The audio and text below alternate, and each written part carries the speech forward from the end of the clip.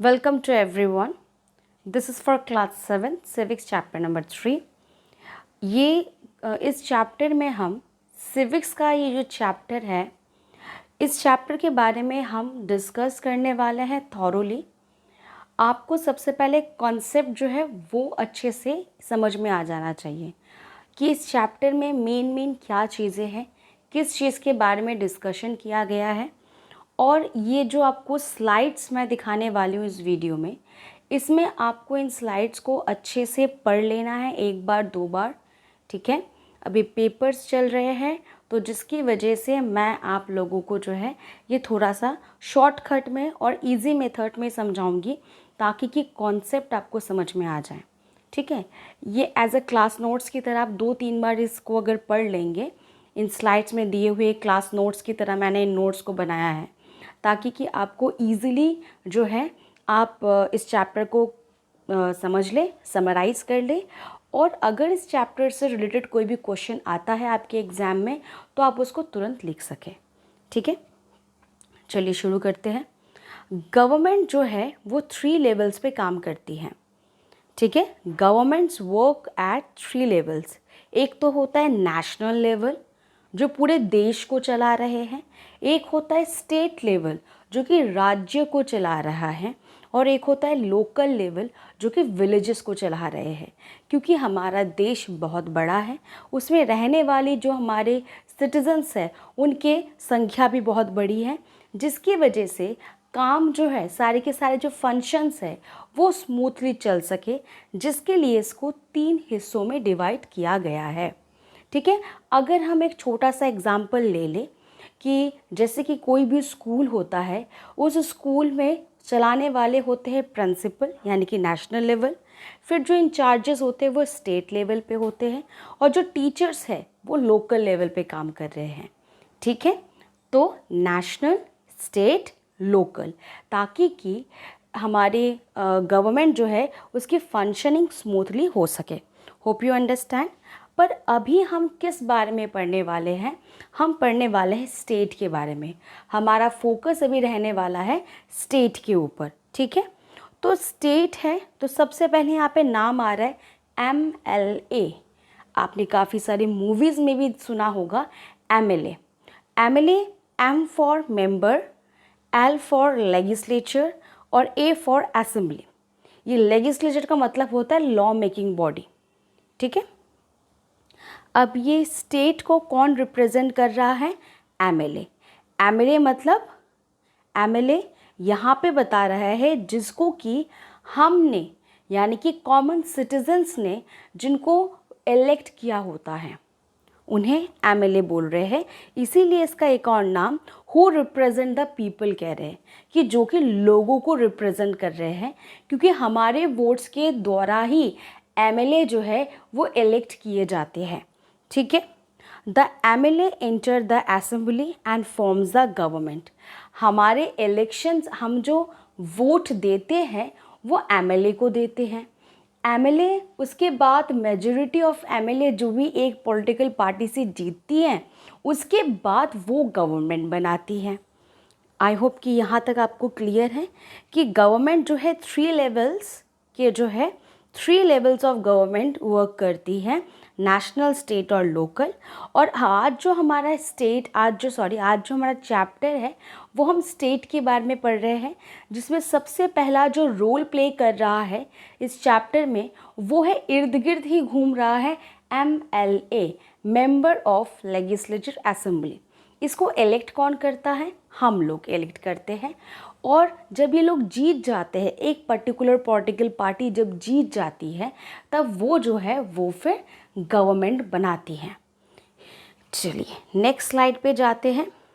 Every MLA is elected from one area, और उस area को हम कंस्टिट्यूएंसी बोलते हैं।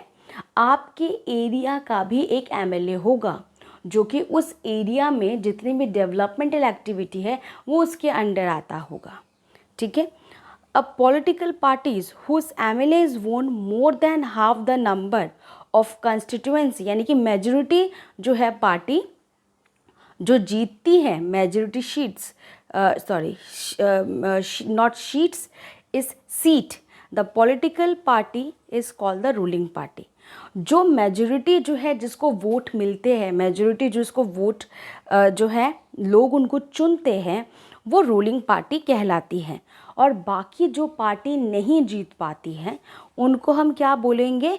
Opposition party. तो क्या यहाँ पे ऑपोजिशन पार्टी का भी कोई रोल होता है? जी बिल्कुल होता है। ऑपोजिशन पार्टी जो है, जैसे कि अभी एक करंट आप एग्जांपल ले लीजिए, बीजेपी जो है, अभी बीजेपी पॉलिटिकल जो पार्टी है अभी ये रूलिंग पार्टी है। तो कांग्रेस और आम आदमी पार्टी, क्या ये लोग कुछ नहीं कर रहे? ये सब लोग ऑपोजिशन पार्टी हैं। ऑब्वियस ये लोग कर रहे हैं। ये लोग हमेशा ही जो ड्रॉबैक्स है, जो डिसएडवांटेजेस है, गवर्नमेंट से जो छूट गया है, उन पॉलिसीज़ के बारे में बात कर रहे हैं। अब आपके दिमाग में ये क्वेश्चन आ रहा होगा कि क्या ये सही है? तो मैं आपको एक बात बता दूं कि ऑपोजिशन पार्टी बहुत अच्छा काम करते हैं, क्योंकि ऑपोजिशन पार्टी जितने भी सारे ड्रॉबैक्स है उसको अगर पॉइंट आउट करवा रहे हैं कि अगर जो मेजॉरिटी में जो पार्टी है, जो रूलिंग पार्टी है, उसके जितने भी सारे जो पॉलिसीज़ पे वो काम नहीं कर रहे या जहाँ उनका ध्यान नहीं जा रहा है, उन पॉइंट्स पे अगर ये लोग बात कर रहे हैं तो उससे हमें फ़ायदा हो रहा है, क्योंकि सरकार जो है इन सभी चर्चाओं से जो है वो प्रभावित होते हैं। उनको पता चलता है कि हम इधर तो ब्रिज बना रहे हैं, पर जो गरीब व्यक्ति हैं उनके घर पे खाने के लिए कुछ नहीं है, पीने के लिए साफ़ पानी नहीं है, तो वो काम भी करते हैं। तो इसमें बीच में से जो सिटीजन्स हैं उन्हीं का फ़ायदा हो जाता है। तो ऑपोजिशन पार्टी का रहना इस फंक्शन को एक हेल्दी फंक्शन बना रहा है। ठीक है, ये हो ही नहीं सकता कि गवर्नमेंट जो है वो सब कुछ संभाल लें, ठीक है, कुछ भी हो जाए। तो यहाँ पे ऑपोजिशन पार्टी का काम होता है कि गवर्नमेंट के जितने भी सारे जो ड्रॉबैक्स है, जहाँ पे गवर्नमेंट जो है नहीं देख पा रही है यहाँ पे, या फिर जहाँ पे उन्होंने काम नहीं किया या जो वादा करके उन्होंने नहीं निभाया, उन चीज़ों पे ये लोग चर्चा करें। करीबन आप कह सकते हैं कि इनके अगेंस्ट ही जाए, और इससे गवर्नमेंट को अपनी कमी पता चलती है और गवर्नमेंट अपनी कमी को सुधारता है। तो इससे अल्टीमेटली फ़ायदा किसका हो रहा है? यस, सिटीजन्स को। ठीक है, I hope you understand. Next slide पे चलते हैं। वर्किंग ऑफ द गवर्नमेंट, काम क्या है ना? गवर्नमेंट का काम क्या है, कैसे काम करती है ये? The head of the state is the governor. बच्चे बहुत मिस्टेक करते हैं ऐसे क्वेश्चंस पे। अगर क्वेश्चन आ रहा है कि हेड ऑफ द स्टेट कौन है, तो गवर्नर, ठीक है। बट अगर आए कि मिनिस्टर्स में हेड कौन है, तो वो चीफ मिनिस्टर है, या लीडर कौन है रूलिंग पार्टी का, वो चीफ मिनिस्टर है, ठीक है। But head of the state कौन है? गवर्नर। ठीक, आगे बढ़ते हैं। ऑल द एमएलएज, जो ये सारे जो एमएलएज है, ये सब लोग एक जगह पे जहाँ पे बैठ करके अपने डिस्कशंस करते हैं कि देखो मेरी कंस्टिट्यूंसी में ये प्रॉब्लम है, या मेरी कंस्टिट्यूंसी में जो है इस तरीके का हमें कुछ चाहिए। वो जो असेंबली होता है जहाँ पे बैठ करके ये सारे डिसीशंस लिए जाते हैं, उसे को बोलते हैं legislative assembly.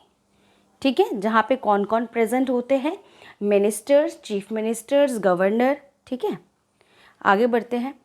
The Legislative Assembly is a place where leaders debate and discuss on important issues and make important bills.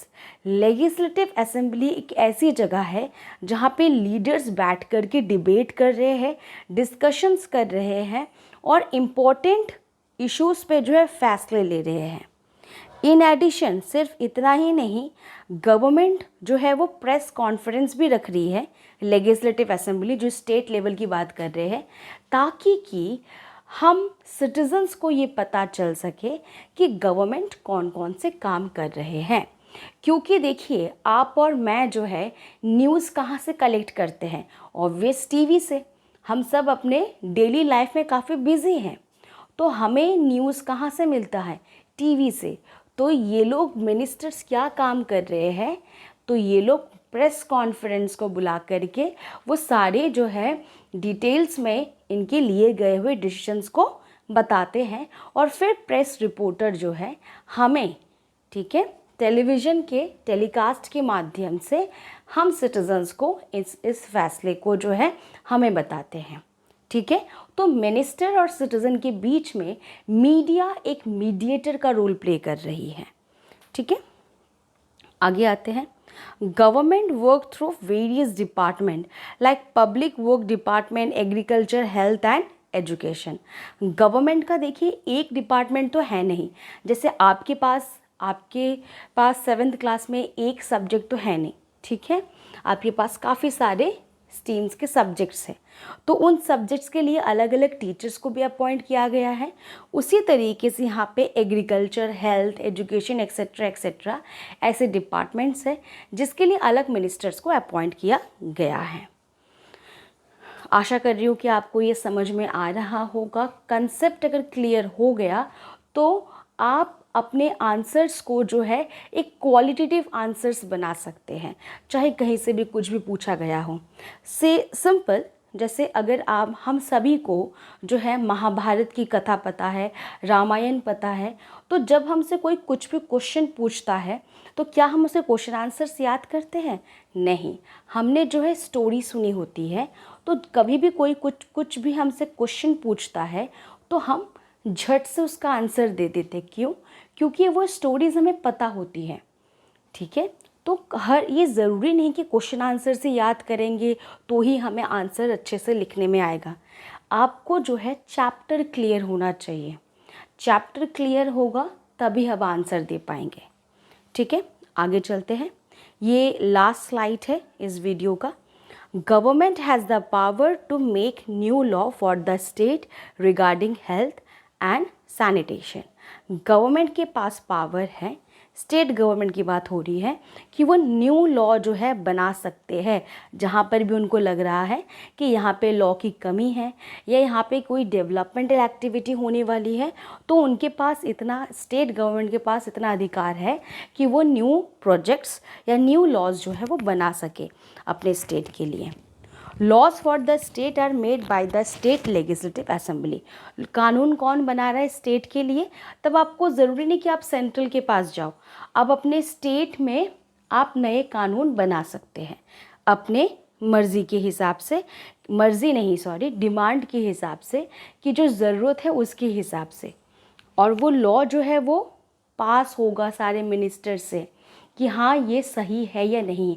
ऐसा नहीं है कि अब डिक्टेटरशिप चला दो, भाई मैंने ये बोला है यही होगा, नहीं, ऐसा नहीं होता है। कि जो ज़रूरत है सिटीजन्स की उसके हिसाब से आप काम करेंगे। ठीक है, और पूरे कंट्री के लिए लॉ कौन बनाता है? Union parliament. और पूरी कंट्री के लिए जब लॉ की बात आएगी तो वो तो ऑब्वियस हमारा पार्लियामेंट ही बनाता है। पर स्टेट के लिए से आपका घर हो गया, आपके घर में जो है आपका खुद का राज चलता है, पर पूरे देश में जो है वो गवर्नमेंट का राज चलता है। तो स्टेट में जो भी उनके छोटे मोटे लॉज बनाने होते हैं, इधर उधर की डेवलपमेंट एक्टिविटीज़ होती है, तो वो खुद वहाँ तक काम कर सकते हैं। पर जब भी कोई मेजर बड़ी लॉ वगैरह हो जाएगा जिसमें कि पूरा देश इन्वॉल्व हो जाएगा, तब जो है पार्लियामेंट उस लॉ को बनाता है। ये चैप्टर यहीं पर ही ख़त्म हो गया। आप बहुत अच्छे तरीके से जो है इसके क्वेश्चन आंसर्स वगैरह, सबसे पहले आप इस जो नोट्स मैंने आपको यहाँ पे अवेलेबल करवाई है, इन नोट्स को आप 2 बार 3 बार पढ़ लीजिए। फिर आप देखना, फिर आप क्वेश्चन आंसर्स को एक बार रीड कीजिए और देखिए कि आप कितना खुद से लिख पा रहे हैं। ठीक है, बहुत ही सिंपल लैंग्वेज में मैंने आपको ये नोट्स अवेलेबल करवाया है ताकि कि एकदम से आपके दिमाग में ये सारी चीज़ें जो है वो आ जाए। आशा करती हूँ कि आपको ये चैप्टर समझ में आया होगा and best of luck for your exam. Okay.